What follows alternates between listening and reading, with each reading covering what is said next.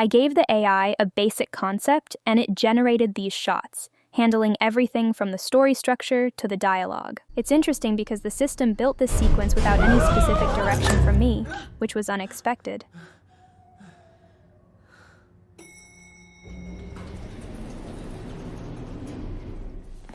Whoa! Okay, stop pulling. Let's step together on 3. 1, 2. Wait, your left or my left? Ah, you're on my sneaker. My bad. Let's try sliding instead of stepping. Got it, sliding. Just keep sliding. Look natural. Don't make eye contact with anyone. I am looking natural. This is how normal humans walk. We are just lateral. Big doors ahead. Meeting room in 3, 2, 1. Brace for impact! Keep walking. Left foot, right foot, look natural. Yes, the Q2 lateral alignment looks incredibly solid. Me? Your drawstring was literally hanging like a lasso. Oh, please. Your sleeve blazer buttons are an occupational hazard. Look at my cuff. It is completely ruined. I believe that is entirely your fault. Hey everyone, welcome back. Nova here. Today we're looking at how to build long-form videos using Seedance 2.0. This method lets you extend clips continuously until you run out of credits. I use the Higgsfield Supercomputer, but in a slightly different way. To start, head over to Higgsfield and click on Supercomputer. From here, you can select your underlying reasoning model. They have everything from Claude and Gemini to DeepSeek.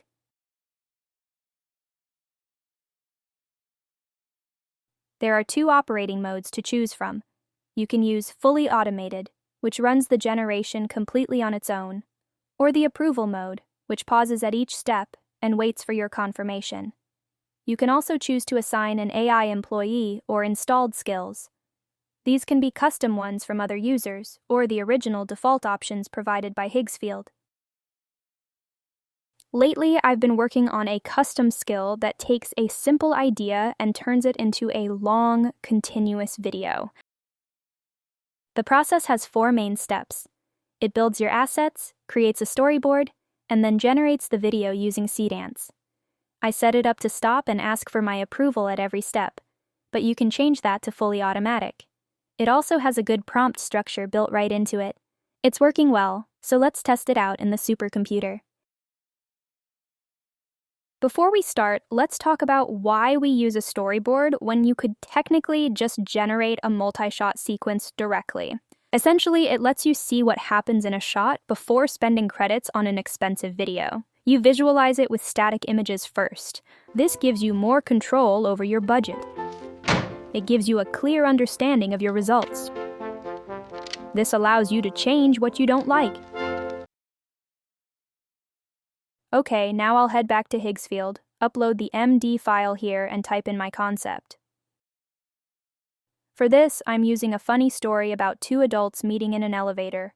Next, from the AI employee list, I'll select the cartoon animator, the image generator, and the cinematic director, and then hit start.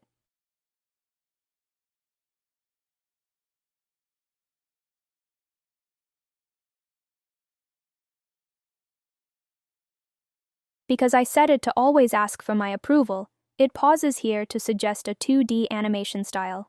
At first, I go ahead with this suggestion and approve the assets for the man, the woman, and the elevator. But looking at them, I actually don't like this style. So I change the image model to GPT, which is what my MD file was originally optimized for, and ask it to recreate the assets. Okay, these 2 new ones look much better, so I'm going to go ahead and approve them.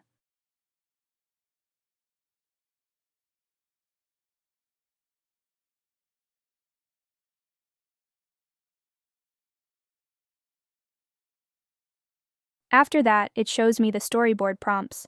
It's using the exact format from the file I uploaded earlier. It automatically tags the characters, so I'll go ahead and approve it. Let's look at the generated storyboard. Okay, I think. It looks good enough for our test. Like I mentioned before, always be precise when checking your storyboard. Make sure the panels and visual beats connect logically. Double-check that the camera directions and angles flow smoothly from shot to shot. Take your time here and recreate them if needed. Okay, I approved the storyboard, and now it automatically moves to the next phase, which generates the prompts for Seedance 2.0. You can see the structure matches the Seedance format perfectly. I'll do a quick settings check. I have it set to 720p with a high bit rate, and hit enter to generate.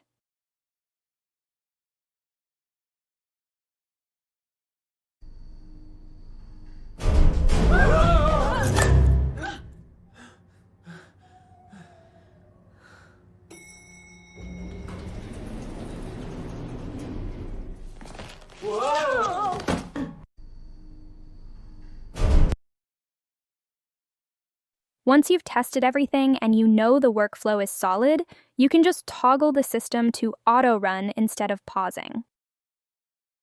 From that point on, it will automatically generate the entire sequence for you. Let's look at the final results together. The image on screen shows the 5 distinct panels generated during the planning phase, complete with targeted timestamps. The framing choices, moving from a medium-wide shot to a close-up tracking shot of the feet, and back to a medium shot, were executed automatically based on the text structure we approved. Moving on to the second generation, the most notable aspect here is the dialogue generation. Keep sliding. Look natural. Don't make eye contact with anyone. Without any specific manual script input, the system independently generated a conversational exchange that fits the comedic tone of the visual scene. The visuals still need some work, especially with background details shifting, but the amount of automation is impressive. The supercomputer wrote the dialogue, matched the mouth movements, and handled the character tracking entirely on its own. Your drawstring was literally hanging like a lasso. Oh, please. Your sleeve blazer buttons are an occupational hazard. Look at my cuff. It is completely ruined. I believe that is entirely your fault. To be fair, I did have to regenerate one of the clips 3 times, but all the other shots worked on the first try. In my next video, I'll show how to run this workflow even if you don't have access to the supercomputer. Your support, comments, and shares really keep the channel going, especially lately. In this hard situation, I truly appreciate you guys being here. Thanks for hanging out today, love you all, and I'll see you in the next one.